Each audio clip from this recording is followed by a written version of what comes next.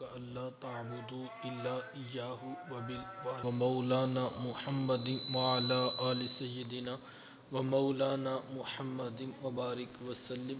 حمد و صلوات کے بعد انتہائی واجب الاحترام ذوی الاحتشام برادران اسلام، السلام علیکم ورحمۃ اللہ وبرکاتہ۔ دعا گو ہوں کہ اللہ تعالیٰ میرا اور آپ کا مل بیٹھنا اپنی بارگاہ میں قبول فرمائے۔ ارشاد فرمایا وَقَضَىٰ رَبُّكَ أَلَّا تَعْبُدُوا إِلَّا إِيَّاهُ، اور تیرے رب نے فیصلہ کر دیا کہ اس کے سوا کسی کی عبادت نہیں۔ سجدہ صرف اللہ کی ذات کو ہے، اور وہی ذات اس بات کا حق رکھتی ہے کہ انسان کی پیشانی اسی کے آگے جھکے۔ وَبِالْوَالِدَيْنِ إِحْسَانًا، اور والدین کے ساتھ حسن سلوک کرنا۔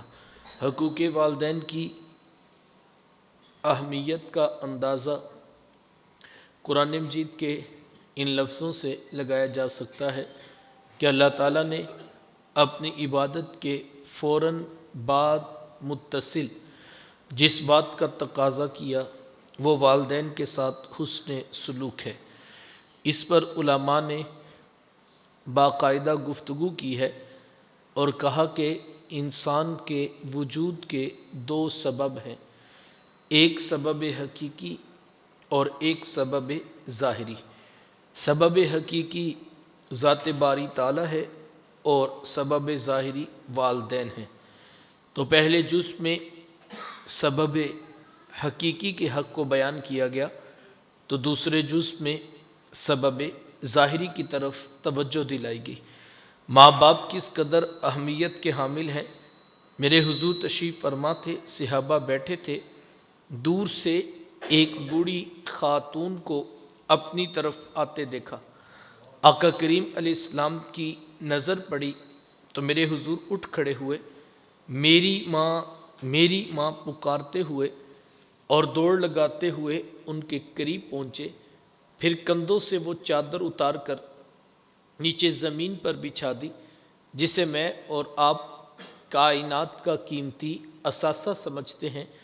اپنی والدہ کو اس چادر کے اوپر بٹھایا، کان لگا کر گھنٹوں ان کی باتیں سنی، اور جب وہ بوڑھی خاتون خود اٹھ کر واپس جانے لگی تو کسی نے راوی سے پوچھ لیا یہ آنے والی خوش قسمت خاتون کون تھیں کہ محبوب علیہ السلام نے کندھوں کی چادر ان کے قدموں کے نیچے بچھا دی؟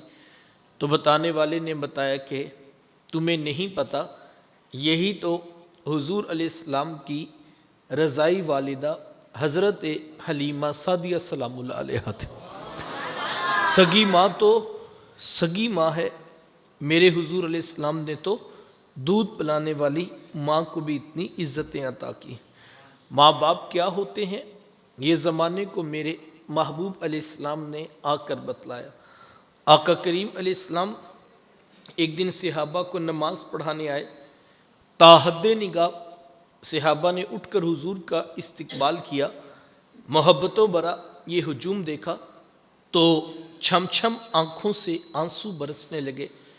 ایک ٹھنڈی آہ بری اور کیا فرمایا، لو ادرکت والدی او احدہما، کاش آج میرے ماں باپ بھی زندہ ہوتے یا ان میں سے کوئی ایک ہی زندہ ہوتا، پھر میں لوگوں کو نماز عشاء پڑھا رہا ہوتا، اس میں سورہ فاتحہ کی تلاوت کر رہا ہوتا، پھر میری ماں کو میرے ساتھ کوئی کام یاد آ جاتا، وہ دروازے پہ آتی، چلمن سرکاتی، اپنے میٹھے اور پیار بھرے لہجے میں فرماتی، ابنی محمد، میرے بیٹے محمد میری بات تو سنو۔ کہا لوگوں میں نماز کا مصلی چھوڑ کر پہلے ماں کی بات کو سن لیتا۔ زمانے کو عملاً بتایا کہ ماں کا وجود کتنا معتبر ہوتا ہے۔ میرے حضور تشریف فرما تھے، ایک نوجوان حاضر خدمت ہوا، آ کر عرض کرتا ہے کہ حضور میں جہاد پہ جانا چاہتا ہوں۔ میرے آقا پوچھتے ہیں احیٌ والدہ کا، کیا آپ کے ماں باپ زندہ ہیں؟ قال نعم، جی حضور زندہ ہے۔ قال ففیہما فجاہد، فرمایا جاؤ ان کی خدمت کرو، یہی تمہارا جہاد۔ ماں تڑپ رہی ہو، بیٹا جہاد کرے یا تبلیغ، اللہ کا قرب نہیں ملے گا جب تک ساتھ میں ماں باپ راضی نہیں ہوں گے۔ ماں باپ کی خدمت اتنا بڑا عمل ہے۔ علماء نے 3 باتیں لکھی ہیں اور کہا جب تک کوئی شخص ان 3 باتوں پر عمل پیرا ہوگا، بڑی امید ہے کہ کل قیامت کے دن اس کے ماں باپ اس سے راضی ہو کر ملاقات کریں گے۔ میں اور آپ یہ 3 باتیں بطور سبق اپنی زندگی میں شامل کرنے کے عہد کے ساتھ سماعت کریں، اور انہی 3 باتوں پر میں بات مکمل کرنا ہے اور آپ کی توجہ چاہوں گا۔ سب سے پہلی بات، کثرت کے ساتھ ماں باپ کے لیے بخشش و مغفرت کی دعا کی جائے۔ ماں باپ زندہ ہوں تب بھی، ماں باپ وفات پا جائیں تب بھی۔ ایک روایت میں ہے کہ جو شخص روزانہ اپنے ماں باپ کی بخشش کی دعا کرتا ہے، میرے حضور فرماتے ہیں اس کے رزق میں کبھی بے برکتی نہیں آتی، اللہ تعالیٰ اس کو رزق کی فراوانی عطا کرتا ہے۔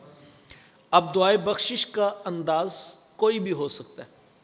آپ کل کا ختم دلوائیں، چہلم کی تقریب رکھیں، یا سالانہ برسی کے عنوان پر لوگوں کو جمع کریں اور ماں باپ کے لیے بخشش و مغفرت کی دعائیں کروائیں، تو یقیناً یہ باعث برکت عمل ہے۔ لیکن اس مصروف ترین دور کے اندر کس کے پاس اتنا وقت ہوگا کہ وہ روزانہ سینکڑوں ہزاروں لوگوں کو جمع کرے اور پھر اپنے ماں باپ کے لیے بخشش و مغفرت کی دعا کرے؟ تو یقیناً دوست احباب گاہے بگاہے تو یہ عمل کرتے ہیں، لیکن روزانہ تو یہ کام نہیں ہو سکتا۔ تو پھر کیا کیا جائے؟ علماء نے بڑی خوبصورت بات لکھی، کہا تم کوشش کر کے، محنت کر کے 5 وقت کے نمازی بن جاؤ۔ یہ اتنا خوبصورت عمل ہے، اتنا خوبصورت عمل ہے کہ بیٹے کی کوئی نماز پوری ہی نہیں ہوتی جب تک وہ یہ دعا نہیں کر لیتا کہ ربنا اغفر لی ولی والدیّ، کہ مالک مجھے بھی بخش دے، میرے ماں باپ کو بھی بخش دے۔ یہ بہترین وظیفہ ہے۔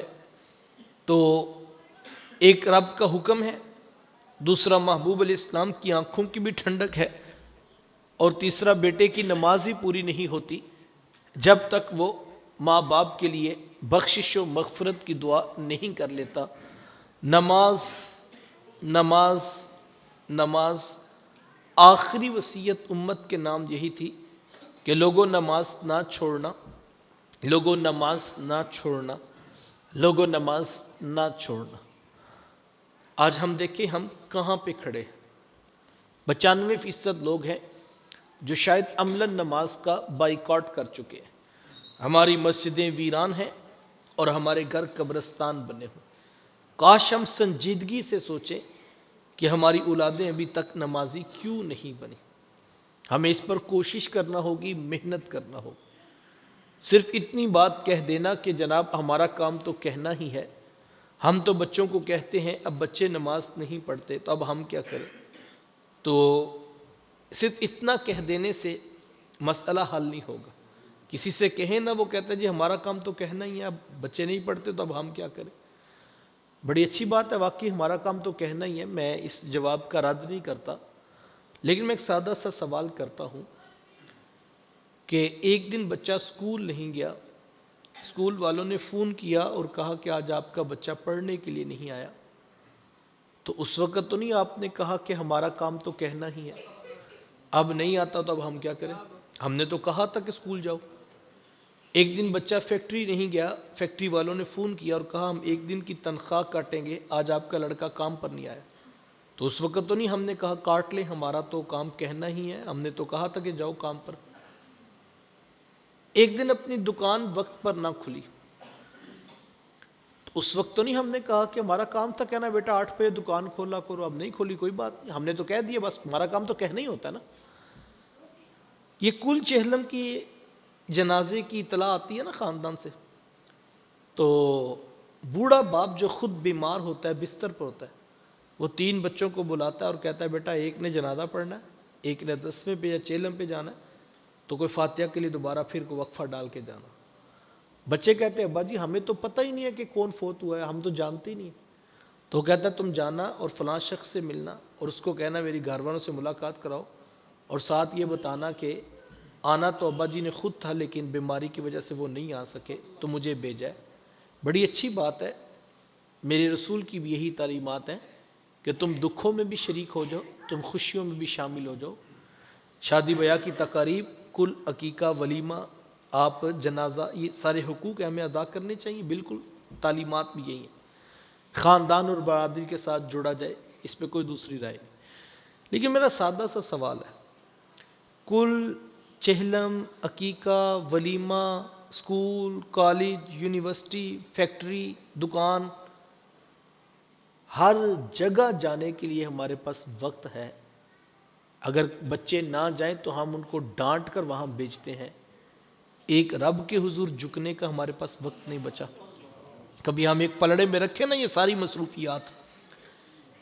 یار یہ 3 دن تک لوگ بیرون شہر جا کے بچوں کو اٹھا کے ساتھ فیملی لے کر, گاڑی بھی نہیں ہوتی, بسوں پہ سفر کر کے جو ہے وہ شادی اٹینڈ کرتے ہیں کہ نہیں کرتے, کیونکہ ہمیں پتہ ہے یہ رشتہ ہے, یہ نہیں چھوڑا جا سکتا, کرنا پڑے گا. بعض لوگ قرض اٹھا کے بھی حاضری پوری کرتے ہیں. تو یار لوگوں کی کتنی پرواہ ہے, کتنا خیال ہے, اللہ کے بارے کبھی خیال نہیں آیا. شاید اسی لیے اس نے کہا تھا وما قدر اللہ حق کا قدر ہی, لوگوں نے اللہ کی قدر کا حق پہچاننا ہی نہیں ہے. اللہ کی قدر, اس کا حق یہ تھا کہ سب سے زیادہ جو ہے اس سے ڈرا جاتا. اتخشونہ فلا تخشونی, کہا کہ اس سے ڈرا جاتا. یہ لوگوں سے جو ہے وہ ہمیں کتنی امید ہے, اور جس رب نے ہمیں, خالق نے پیدا کیا, اس نے ہمیں وجود دیا, جس نے کائنات عالم کو سجا کر کہا هو الذی خلق لکم ما فی الارض جمیعا, کہ زمین میں جو کچھ بھی ہے اے حضرت انسان ہم نے تیرے لیے بنایا.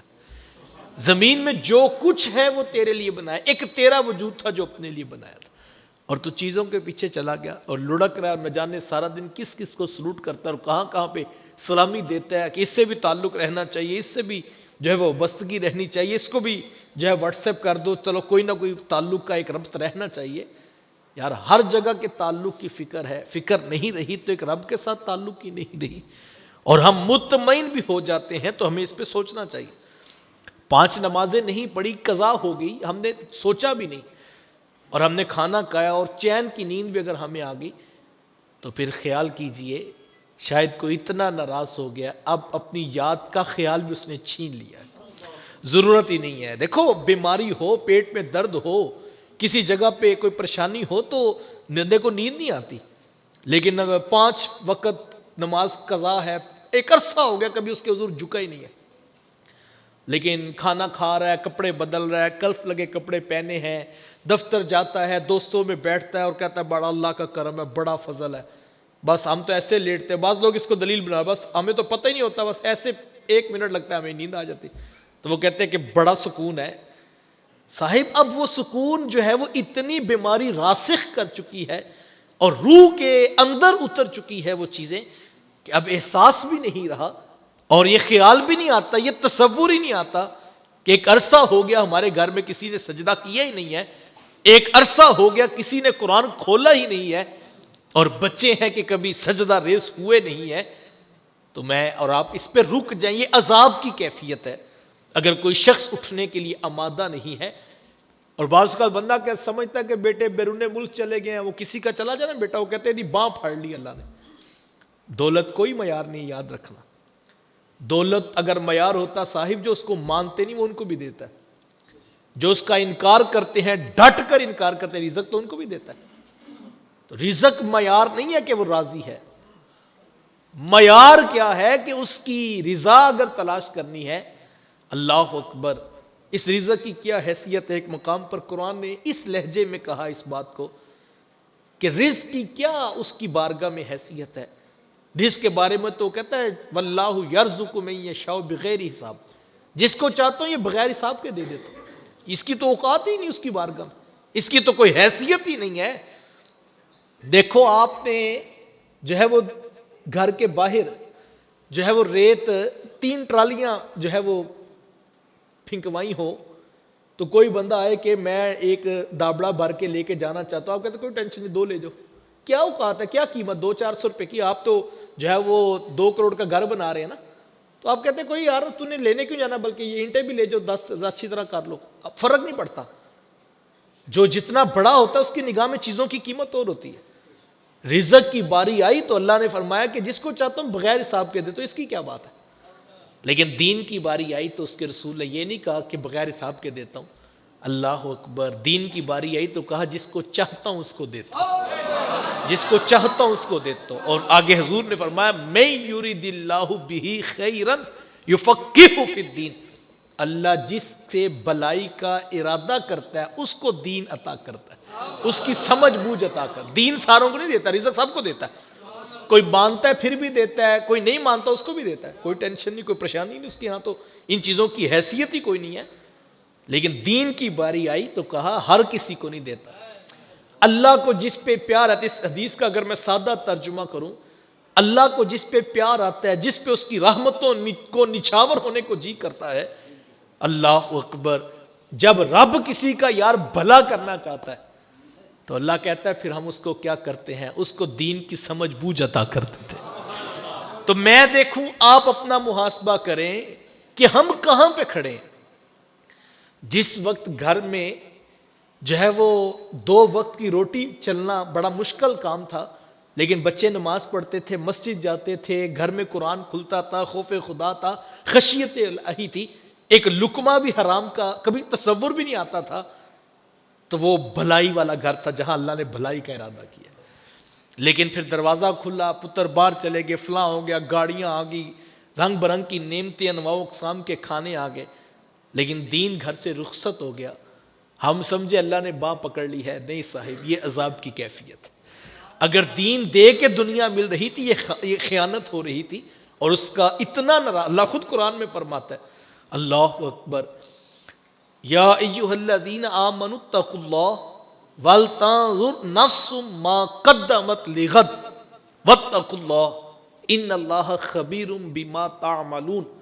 تو آگے فرمایا ولا تکونوا کالذین نسوا اللہ، ان لوگوں کی طرح نہ ہونا جو اللہ کو بھول گئے، جنہوں نے رب بھی بلا دیا. یار اللہ اکبر، ایسا دولت کا نشہ، ایسی ثروت، ایسا سٹیٹس، ایسی خاندان کی چدراہٹ کہ انہوں نے رب بھی بلا دیا.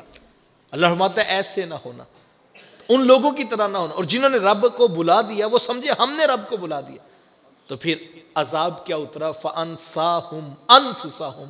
اللہ فرماتا ہے ہم نے ان کو اپنی جانوں سے بھی ناآشنا کر دیا، ان کو اپنے اندر کی بھی خبر نہیں ہے. یار جس کو خبر ہو، دیکھو یہاں کٹ لگ جائے، زخمی ہو جائے، درد ہوتی ہے، خبر ہوتی ہے، تو بندہ کسی علاج کی طرف جاتا ہے. بخار ہوتا ہے تو جو ہے وہ بندہ علاج کی طرف جاتا ہے. تو اگر روح بیمار ہو، گناہوں کی عادت لت پڑ گئی ہو، اور انسان اسی میں مطمئن ہو کہ میں سرشار ہو کے سوتا ہوں، میں نے سارے گناہوں کو چکھا ہوا ہے، تو یہ کتنی بڑی جو ہے وہ گمراہی ہوگی کہ بیماری بھی ہے اور بیماری کو وہ بیماری سمجھتا بھی نہیں ہے. تو مجھے اور آپ کو اس پر اولاد کو لگانا چاہیے. جو کرنے کا کام ہے وہ یہ ہے کہ ہم اپنی اولادوں کو دین کے ساتھ جوڑیں، اور اپنا محاسبہ ہمیشہ اسی طرح کیا کرو.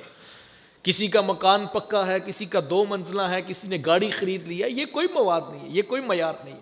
اس عنوان پہ ہم کبھی بھی ایک دوسرے کے ساتھ نہ الجھے اور نہ اس کا کوئی بھی جو ہے وہ ذہن میں معیار کے طور پر تصور ہے. یہ اللہ کا فیصلہ ہے، وہ جس کو چاہتا ہے جتنا چاہتا ہے رزق عطا کرتا ہے. لیکن اصل چیز یہ ہے کہ دین ہمارے پاس کتنا ہے، اس کی سمجھ بوجھ کتنی ہے. سوال یہ نہیں کہ کتنے کماتے ہیں، سوال یہ ہے جو کمایا ہے وہ حلال کا ہے یا کہ نہیں. 1 کروڑ کمایا یا 1 لاکھ کمایا یا 1 روپیہ کمایا، یہ سوال نہیں ہے کہ کتنا کمایا. سوال یہ ہے جو کمایا اس کی کوالٹی کیا ہے، اس کی حیثیت کیا ہے، وہ کتنے فیصد حلال ہے. اللہ اکبر. تو کاش ہم اس پہ غور کریں اور اپنی اولادوں کو اس کام پر لگائیں. یقین جانیں جن کا رب کے ساتھ تعلق ہے، دیکھو یوں ہی کوئی اٹھ کے نہیں آ جاتا. میرا جس شخص کے ساتھ تعلق نہ ہو، کیا میں گوارا کرتا ہوں میرے گھر میں داخل ہو؟ آپ کا کسی شخص کے ساتھ تعلق نہ ہو، کیا آپ برداشت کریں گے وہ میرے گھر میں داخل ہو؟ بلکہ نہ تعلق ہو تو اندر آنا کیسی بات ہے. بعض اوقات گوڑے یارانے ہوتے ہیں، تعلقات ہوتے ہیں، لیکن کسی وجہ سے کوئی اختلاف ہوا, تعلق ٹوٹ گیا یا ماند پڑ گیا, تو لوگ قسمیں اٹھاتے ہیں کہ آج کے بعد میرے گھر داخل نہ ہونا. تعلق تھا, یارانہ تھا, محفلیں گھروں میں سجی تھی, تعلق کمزور پڑ گیا تو قسمیں اٹھا لی آج کے بعد میرے گھر نہ آنا. جس کے ساتھ تعلق نہ ہو کوئی شخص گوارا ہی نہیں کرتا وہ میرے گھر میں داخل کیوں ہوا. یار یہ میری غیرت گوارا نہیں کرتی, یہ آپ کی غیرت گوارا نہیں کرتی کہ جس کے ساتھ تعلق نہیں وہ میرے گھر میں آیا کیوں. یار کوئی عرش کے رحمان کی دہلیز پہ یوں ہی اٹھ کے آ جائے گا, وہ بڑا غیرت مند رب ہے, وہ بھی گوارا نہیں کرتا. مسجد کے دیوار کے ساتھ گھر کی دیوار جڑی ہے, دروازے کے بالکل سامنے دکان ہے, 5 وقت لوگ آتے ہیں, لوگ واپس جاتے ہیں, اذان ہوتی ہے, جاتے ہوئے بھی نمازی سلام کرتے ہیں, واپس جاتے ہوئے بھی کہتے ہیں جناب اور سنائیں کیا حال ہے. لیکن یہ اٹھ کے 3 فٹ کا فاصلہ طے کر کے مسجد میں نہیں آتا, یہ سمجھتا ہے میں نہیں آتا, صاحب تجھے کوئی بلاتا ہی. وہ ناراض ہی اتنا ہو گیا کہ اب تیرے آنے کی بھی کوئی اس کو حاجت نہیں ہے, وہ تو پہلے اللہ الصمد ہے, وہ تو بے نیاز ہے. اللہ یہ ضرورت میری ہے, یہ حاجت آپ کی ہے کہ یار دیکھو M N A M P A کے اس کو تو نہیں ضرورت ہمارے ساتھ تعلق بنانے کی. یہ دنیا کا معیار دیکھ لو, یہاں لوگوں کو ضرورت ہوتی ہے, یہ فیصلہ ہم اپنی آنکھوں سے دیکھتے ہیں نا, اس کو پرواہ بھی نہیں ہوتی. تو اس کی حیثیت کیا ہے M N A M P A کی, وہ عرشوں کا رب, وہ خالق ارض و سماوات, وہ اللہ الصمد ہے, وہ اللہ بے نیاز ہے. میری ضرورت ہے, آپ کی حاجت ہے کہ ہم اس کے حضور جھکیں. تو اپنی اولادوں کو اس کام پر لگایا جائے, انگلی پکڑ کر ان کو مصلی کی عادت دیجیے, اور یہ کرنے کا کام. اور یقین جانے بڑے خوش قسمت ہیں وہ ماں باپ جن کی ساری اولادیں 5 وقت کی نمازی ہیں. میں کہتا ہوں یار بڑے کامیاب ہیں وہ لوگ جنہوں نے اپنی آنکھوں سے اپنی اولادوں کو نماز پڑھتے دیکھ لیا. اللہ اکبر. میں کہتا ہوں یار ان کی قبروں میں تو اصال ثواب کے رش نہیں لگے ہوں گے. کبھی فرشتے کہیں گے بھی تیرے بیٹے نے ظہر کی نماز پڑھی تھی اس کی برکت پہنچ رہی ہے. کبھی کہا جائے گا بھی تیری بیٹی نے مغرب کا مصلی بچھایا تھا اس کی برکت پہنچ رہی ہے. اور شاید کبھی یہ بھی کہا جائے آج کرم 2 بالا اس لیے ہے کہ بیٹا صبح تہجد میں بھی اٹھا تھا, سونے محمد پہ درود بھی پڑھ رہا تھا. تو یہ کرنے کا کام ہے, اس پر اولاد کو لگاؤ. تو میں آپ کو دعوت دیتا ہوں کہ ہم اس بات کا اہتمام کریں. صرف محفل والے دن مسجد نہیں بھرنی چاہیے, ہماری مسجد ویسے نمازیوں کی, دیکھو مسجد کے اندر نماز کے اہتمام کے لیے اگر لوگ نہیں ہیں اور پورا گاؤں بھرا ہو اور اڈوں پر رش لگا ہو اور ہر جگہ پر جو ہے وہ گزرنے کی جو ہے گنجائش نہ ہو, لیکن مسجد کے اندر جو ہے وہ 1.5 صف بھی اگر پوری نہیں ہو رہی, تو مجھے اور آپ کو سوچنے کی ضرورت ہے. نماز نماز نماز. آخری وصیت یہ تھی کہ لوگوں نماز نہ چھوڑنا. وقت سمٹ گیا. دوسری بات علماء نے لکھی ہے کہ ماں باپ فوت ہو جائے تو ان کے رشتہ داروں سے اچھا سلوک کیا جائے.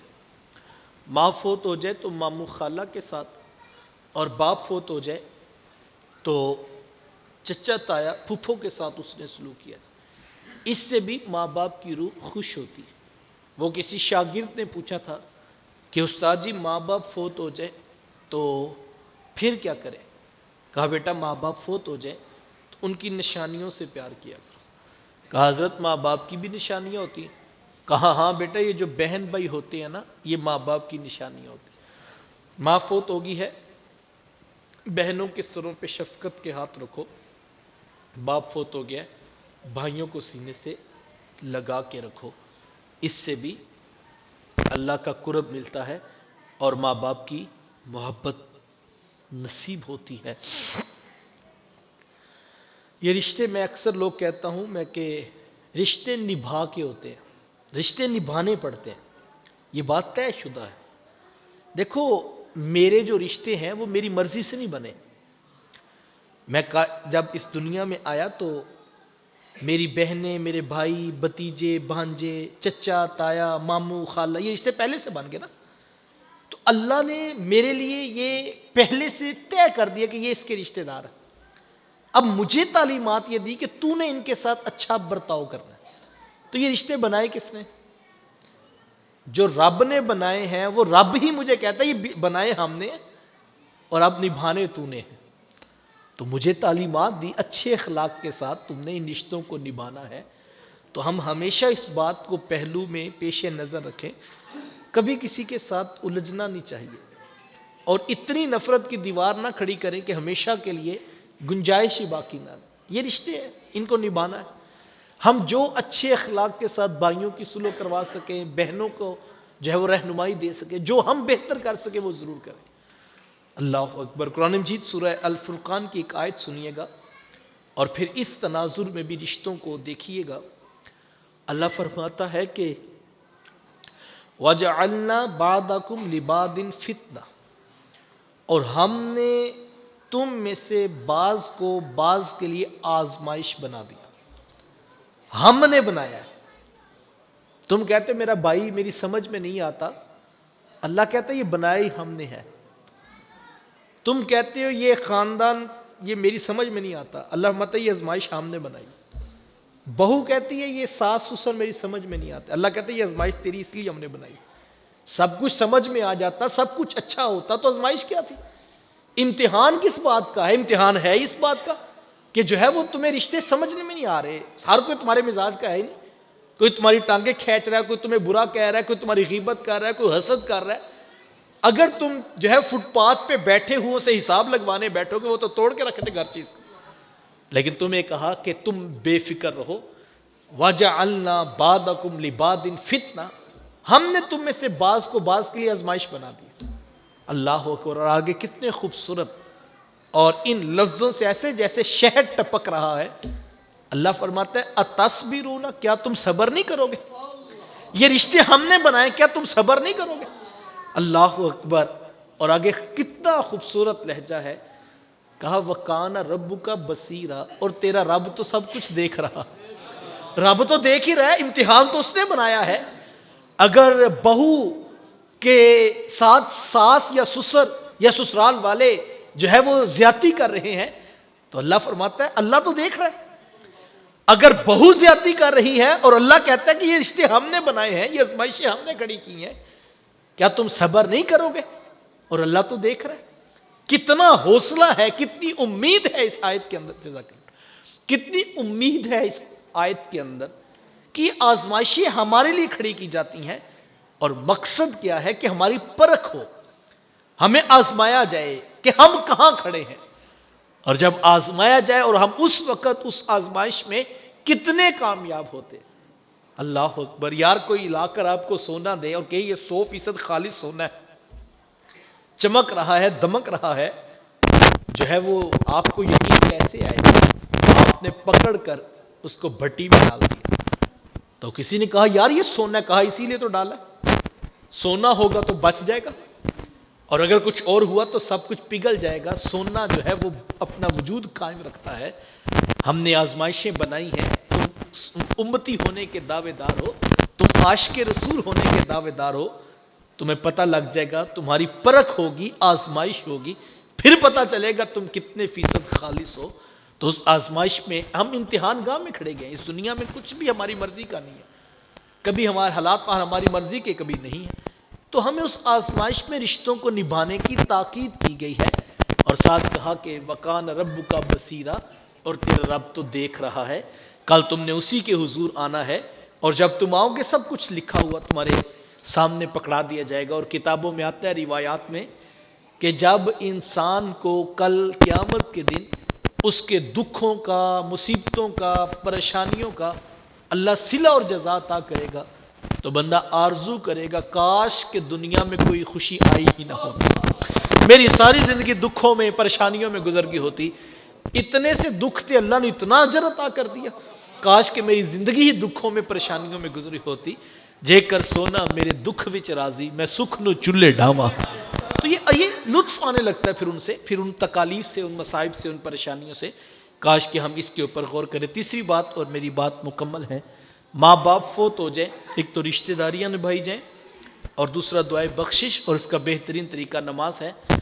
اور تیسرا ماں باپ فوت ہو جائیں, جو نیکی کا کام وہ دنیا میں کرتے تھے اس کا تسلسل نہیں ٹوٹنا چاہیے. کسی غریب کی مدد کرتے تھے, کسی یتیم کی فیس دیتے تھے, کسی کے ماں باپ ایسے کرتے تھے, ہمارے اسلاف کا یہی دین تھا۔ حضرت ابن عمر رضی اللہ تعالیٰ عنہ جا رہے تھے، رستے میں کوئی بدو دیہاتی مل گیا تو اس کو بٹھایا، بات کی، عزت دی، کھانا کھلایا، یہاں تک کہ اپنی پگڑی اتار کے اس کے سر پہ رکھ دی، اور جب وہ جانے لگا تو اس کو سواری بھی ساتھ دے دی۔ تو کسی نے کہا ابن عمر آپ اتنے بڑے باپ کے بیٹے ہیں اور یہ عام سا سادہ سا دیہاتی شخص ہے اور آپ نے اس کو اتنا نواز دیا، آخر وجہ کیا ہے؟ تو ابن عمر فرمانے لگے یہ کوئی عام شخص نہیں ہے، یہ وہ بوڑھا شخص ہے جو کبھی کبھی میرے باپ عمر بن خطاب کے پاس بیٹھتا تھا، آج سرے بازار مل گیا تو میرا جی چاہا کہ میں اپنے باپ کے نام کو عزت دیتا ہوں۔ تو ہمیں یہ رشتے کے ساتھ جوڑنی چاہیے چیز نا۔ دیکھو ماں باپ کے ہوتے ہوئے بہن بھائی آتے تھے، لوگ آتے تھے، کھانا دیا جاتا تھا، عزت دی جاتی تھی، تو ان کے نام کی یہ نیکیاں جاری رہنی چاہیے۔ ایسا نہیں کہ کوئی آئے تو آپ کہیں وہ حاجی صاحب کرتے تھے اب کل سے تم نے نہیں آنا ہے، ایسا نہیں ہونا چاہیے۔ نیکی نسل در نسل آگے چلتی رہنی چاہیے، نیکی میں بڑی طاقت ہے۔ اللہ کی بارگاہ میں دعا گو ہوں اللہ ہمارے بزرگوں کی بخشش و مغفرت فرمائے، اور 10 بجے خطاب 15 منٹ اور کرو پہلے۔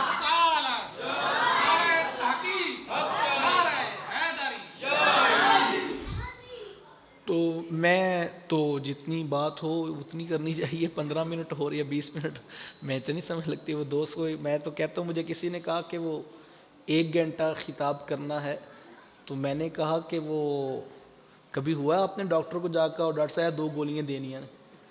ایسے تو نہیں ہوتا۔ ہاں آپ نعت خواں سے خواہش کر سکتے ہیں کہ آپ یہ والی نعت سنا دیں، یہ بات ہے، وہ ایک پیغام تھا میرے خیال میں نے تو پورا سنا دیا، اب کوئی ایسی چیز رہ تو نہیں گئی۔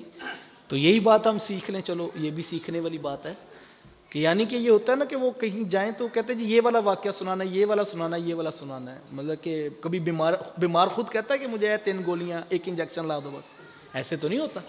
کاش ہم اپنی محافل منصب کو ہی سمجھ لیں نا، یعنی یہ تو ایک تبلیغ ہے، ایک پیغام ہے، ایک مرض ہے، اس کی تشخیص ہے، علاج ایسے ہی ہوتا ہے۔ پہلے میں وعدہ کر لوں میں 1.5 گھنٹہ خطاب کروں گا، وہ اندر 20 منٹ میں مسئلہ حل ہو جائے، تو میں وہ 1.5 گھنٹے، ایسے تو نہیں ہوتا، پتہ نہیں وہ کیسے ہو جاتا ہے، ہم سے تو نہیں ہوتا۔ یعنی ہم یہ بات سنانی وہ پوری ہوگی، بات ختم۔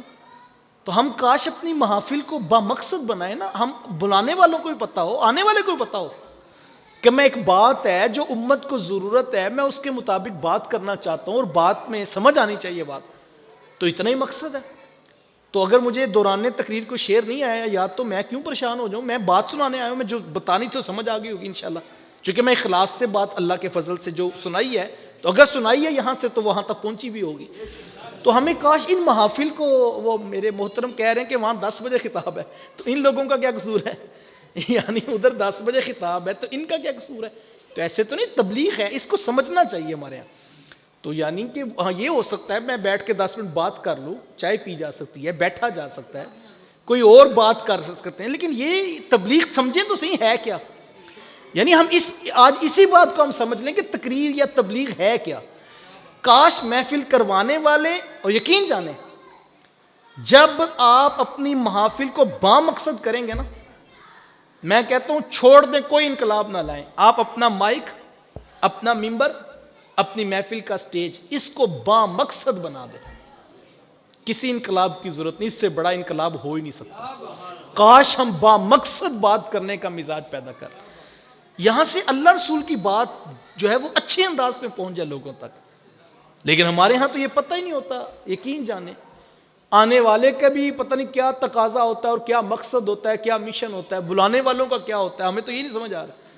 میں سادہ سی بات کرتا ہوں، آپ ڈاکٹر کے پاس جائیں اور آپ کے ڈاکٹر صاحب میرے پیٹ میں درد ہو رہا ہے، ڈاکٹر کان پہ ہاتھ رکھ کے سر لگا کے شعر سنا دے، آپ کہیں کہ میں ڈاکٹر صاحب پیٹ کے درد سے مر رہا ہوں، تو وہ کہ اونچی سبحان اللہ کہو۔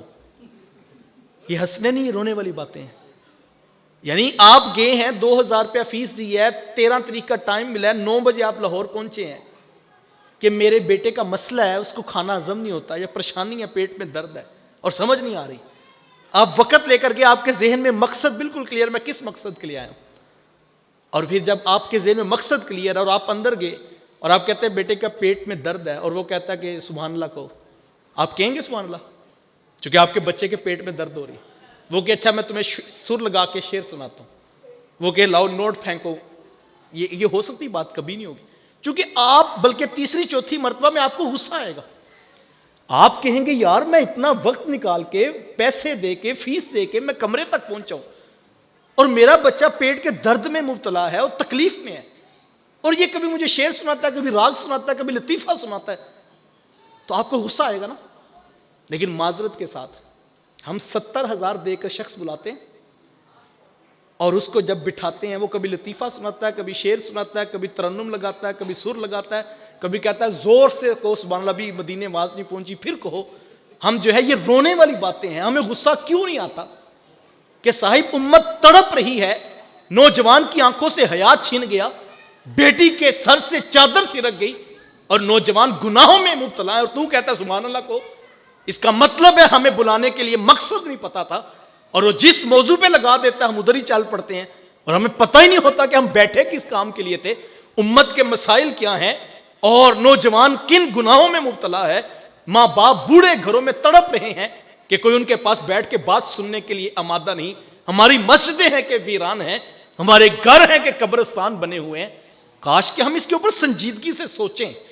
یار آپ کی سمجھ میں کوئی مقصد نہ آئے تو وہ ہمیں فون لوگ کرتے ہیں نا کہ اگر آپ کا وقت نہیں ہے تو پھر ہم فلاں کو بلا دو. بلا لو بھئی، بات سیدھی سی ہے. آپ کو اگر شفا مل رہی ہے تو آپ کو تو مسئلہ ہی نہیں ہونا چاہیے.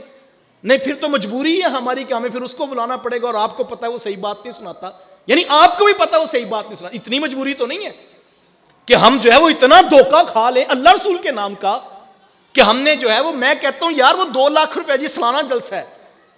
یار اگر آپ کو عالم نہیں مل رہا، اس کا وقت نہیں میسر آ رہا، اللہ رسول کے نام کا کام کرنا ہے، آپ بھانڈ قسم کے نقیب ڈانس کرتے نعت خواں بلا لیں، یعنی 2 لاکھ اللہ رسول کی بارگاہ میں پیش کرنا ہے. اس سے بہتر نہیں تھا کہ ہم 2 لاکھ روپیہ کوئی ایک حافظ صاحب ڈھونڈتے، ان کی قرات کا ٹیسٹ لیتے، علماء کے پاس بیٹھتے اور ان کو کہتے یہ 2 لاکھ روپیہ ہے اور ہم نے بڑی مشکل سے جمع کیا. قاری صاحب زیادہ نہیں، 6 مہینے کی تنخواہ سمجھ لو اور 6 مہینے بیٹھ کے یہاں اللہ رسول کا قرآن بچوں کو اس طرح سکھاؤ کہ 6 ماہ کے بعد ہمارے گاؤں میں کوئی ایسا بچہ نہ ہو جس کو سونے محمد کا قرآن نہ پڑھنا.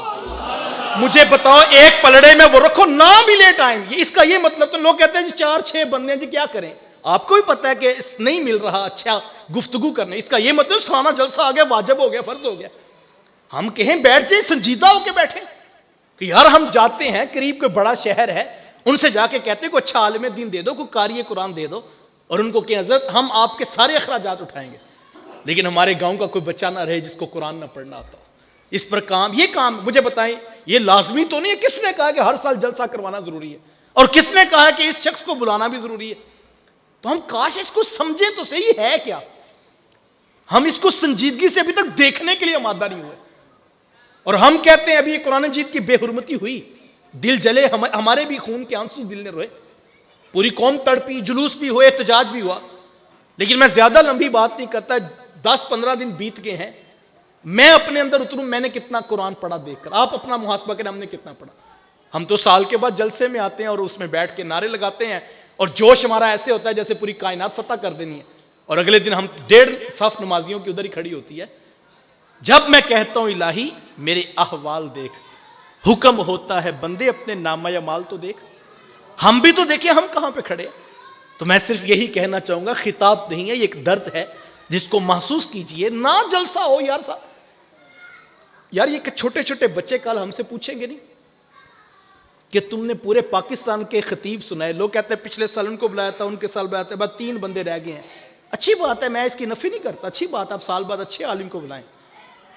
لیکن میرا سوال یار یہ ہے، 20 سال ہو گئے پورے گاؤں میں پاکستان کے سارے خطیب آ گئے ہیں، لیکن یہ بچے بیٹھے ہوئے ہیں، کیا ان کو قرآن پڑھنا آیا؟ کاش ہم سنجیدگی سے سوچیں کہ کام کیا. دیکھو یہ لازمی تو نہیں کہ جلسہ ہی ہونا ضروری ہے، کوئی حرج نہیں. کوئی یہاں سے قریب سے کوئی دوست مل جائیں جو اچھی گفتگو کر لیتے ہیں، سیدھی سیدھی بات ہے، اللہ رسول کو سنا دے. نہ بڑا نام ہو، نہ اشتہار پہ آ، نہ سوشل میڈیا پہ اس کی ویڈیو آتی ہو. سیدھی سیدھی اللہ رسول کی بات سنا دے, 1 گھنٹے میں پروگرام ختم ہو جائے, اور ہم پھر لگ جائیں اپنے بچوں کو قرآن سکھانے پہ. جب یہ ناظرہ پڑھ لیں تو نوجوانوں کی ترجمہ القرآن کلاس لگ جائے. کرنے کا کام تو یہ ہے. اور یہ جو محافل بھی ہوتی تھی نا, ان کا مقصد بھی یہی ہوتا تھا کہ ہم کام کرنے کا, ہم سمجھتے ہیں جلسے میں لوگ آگے, لنگر پورا ہو گیا, خطیب صاحب بھی راضی ہو کے چلے گئے, نعت خواں بھی ہم نے بھگتا لیے, اور خرچہ بھی پورا ہو گیا, کسی سے جو ہے وہ اخراجات زیادہ نہیں ہوئے. ہم سمجھتے ہیں جلسہ کامیاب ہو گیا. وہ کہتے ہیں حد ہوگی کمال, ہم کہتے ہیں کام ختم. میں کہتا ہوں اگر حقیقت میں دیکھیں تو کام شروع ہی جلسہ ختم ہونے کے بعد ہوتا ہے, کہ جو سنا تھا اس پر اب عمل کرنا تھا, اس کے ساتھ جڑنا تھا, اس کو ایک مشن کے طور پہ لے کے چلنا تھا. لیکن یہ کیا بات ہوئی کہ اگر ہمیں جو ہے وہ, ایسا تو کبھی نہیں ہوا کہ آپ کو کسی نے کہا ہو, آپ نے کہا یار پیٹ میں درد ہے, ڈاکٹر نہیں مل رہا, اس نے کہا ہو میں تمہیں جو ہے وہ کسی اور کے پاس لے جاتا ہوں, ڈاکٹر تو نہیں ہے لیکن کسی کو تو دکھانا ہی ہے نا. تو یہ کیسے ہو, آپ کہیں گے یار ڈاکٹر نہیں ہے تو یہ تو الٹا نقصان کرے گا. میرے تو ابھی صرف پیٹ میں درد ہے, جو شخص ڈاکٹر نہیں ہے, آپ کو پتا اس نے جو ہے وہ علم حاصل نہیں کیا ہوا, تو آپ اس کے پاس اپنا بیٹے کا چیک اپ کروائیں گے؟ کبھی نہیں کروائیں گے. آپ کہیں گے یہ اس طرح پھر بھی ٹھیک ہے, کم از کم کسی پڑھے لکھے ڈاکٹر کا ہی انتخاب کروں گا. ایسے تو نہیں ہے کہ جو شخص جو ہے وہ برتن مانج رہا تو آپ کہیں چلو اس کو ہی دکھا لے تو اس سے علاج کروا لے. ایسا تو کبھی نہیں ہوا. تو یہ دین کا معاملہ ہے, یہ صرف ایک سٹیج نہیں ہے, یہ ایک مائک نہیں ہے, یہ عزت ہے, اللہ اور اس کے رسول کا پیغام ہے, اور اس سے ہمیں سیکھنے کا ہی درس دیا گیا. کاش ہم اس کے اوپر آمادہ ہوں اور سوچیں, سنجیدگی کے ساتھ سوچیں کہ ہمیں جانا کس طرف ہے.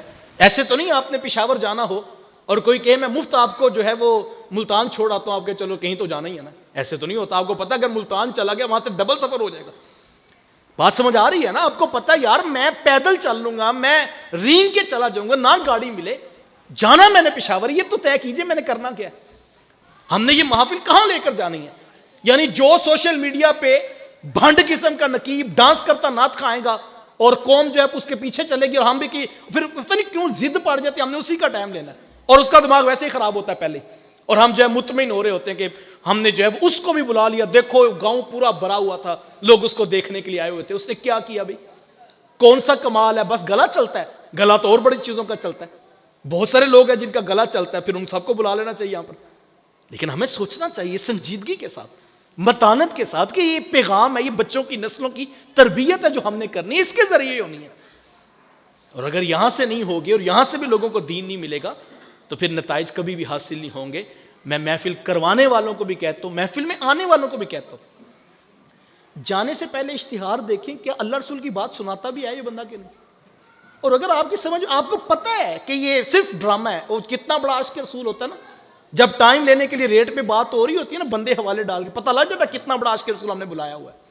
وہ سارا پتہ ہوتا ہے, بلانے والوں کو ساری کہانی کا پتہ ہوتا ہے. پھر آنکھیں بند کر کے ہم بیٹھ کے نوٹ بھی پھینکتے ہیں, سبحان اللہ بھی کہتے ہیں, اور پھر صبح اٹھ کے کہتے ہیں سناؤ پھر کیسی کیفیت بنی تھی. حالانکہ ہمیں پتہ ہوتا ہے ہم نے کتنا بڑا عاشق رسول بلایا ہوا ہے. اور جو 40 نہیں 35 نہیں 38 کر رہا ہوتا ہے تو اس سے کیفیت بنا رہے ہوتے ہیں ہم. یعنی کس کو دھوکہ دے رہے ہوتے ہیں ہم؟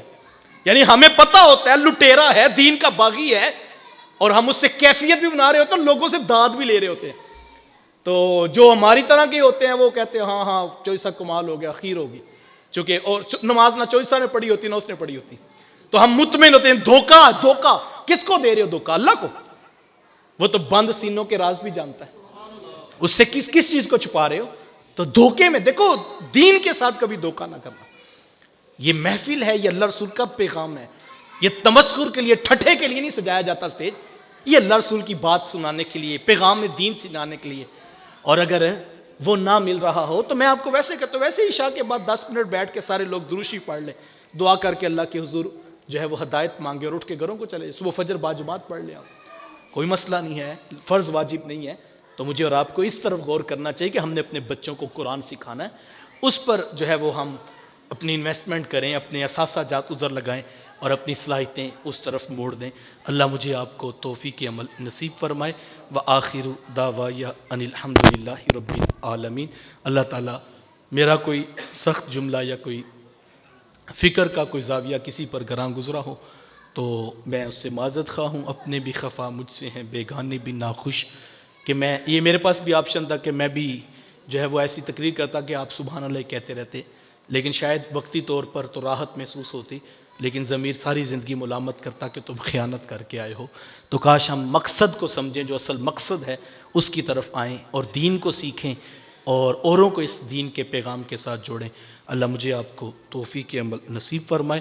وآخر دعوایا ان الحمد للہ رب العالمین.